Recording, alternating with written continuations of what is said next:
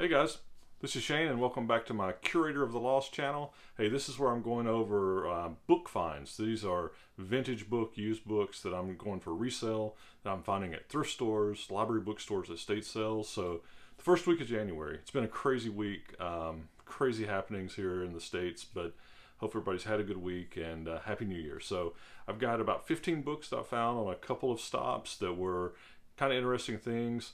Of these 15 books, I paid a dollar for a couple of them and $3 for one, but everything else was like 25 cents each. So some pretty good finds.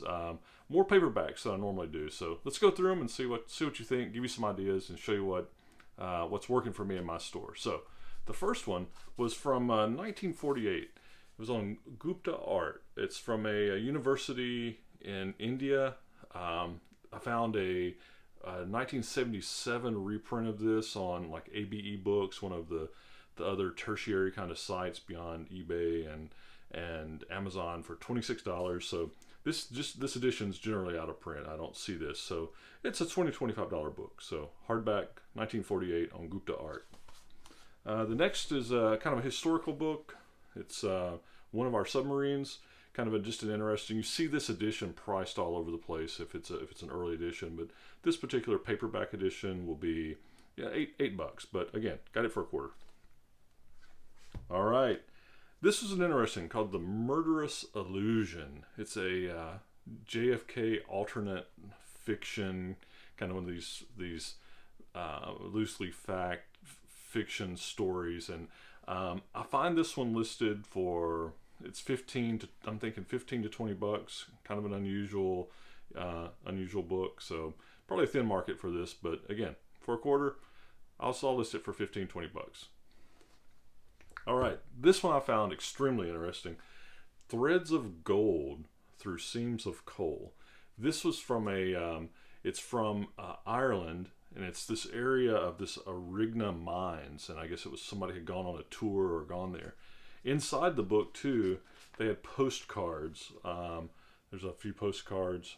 You can see they're actually postcards, not photos. Would have been cool if they'd been vintage photos, right? Couple photos, postcards of mine history. It's from Ireland. I assume somebody probably went on this and went on this tour, this historical society, and got this book. This is about a $30 book, again, for a quarter. All right, going into some sports. Alabama sports stories, not just football, but all kinds of Alabama stories. It's a good $10 book.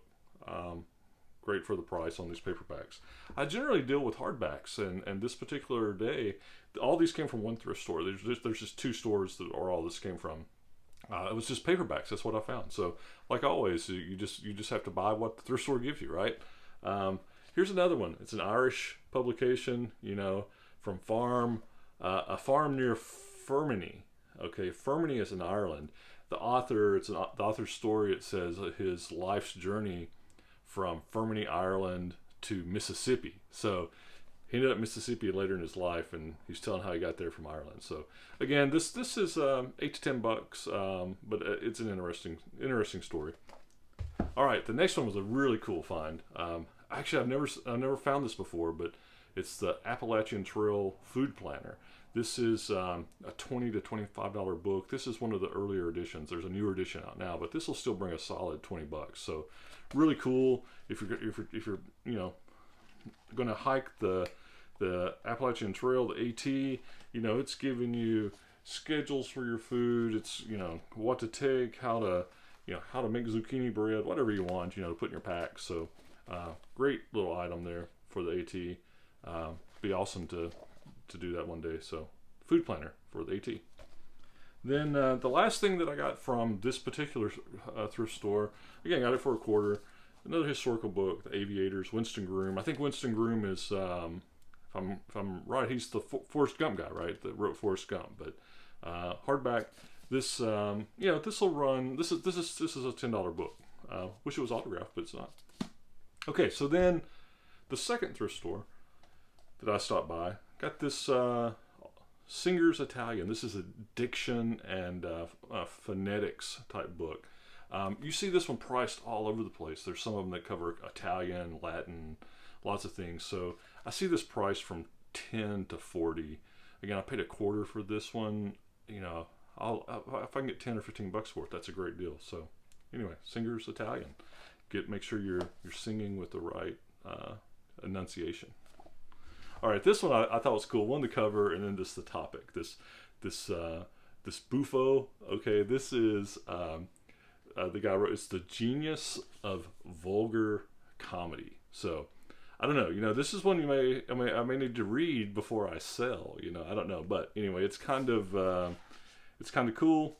Love the cover. Love the subject matter.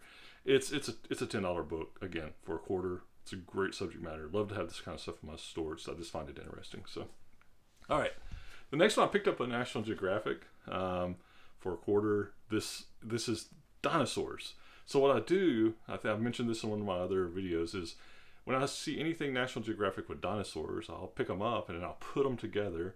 And when I got 4 or 5 of them, I can sell 4 or 5 National Geographic dinosaur magazines for $20 or $25. It's crazy. You can put them together. The other one is if you do Titanic, anything on the Titanic, people love it. National Geographic every few years, they use, maybe not as much anymore, but you look every few years there will be a Titanic issue. So same thing with dinosaurs. Every couple of years there's a dinosaur issue. Get these things for a dime, $0.25, whatever. Put them together. You can sell them for 25 or 30. So I've got a couple more. I'll wait until I just put these on my sell shelf, and when I get to it, I get to it. But dinosaurs. All right, this one's kind of cool. This was a square knot tatting. This is a $15 to $30 book. This is the 1946 edition. This is one of these craft things that tell you how to make stuff, make belts, make something groovy with that. I guess you can make sweaters or scarves, but early edition, still has the dust jacket. Like I said, I see it listed for 15 to 30.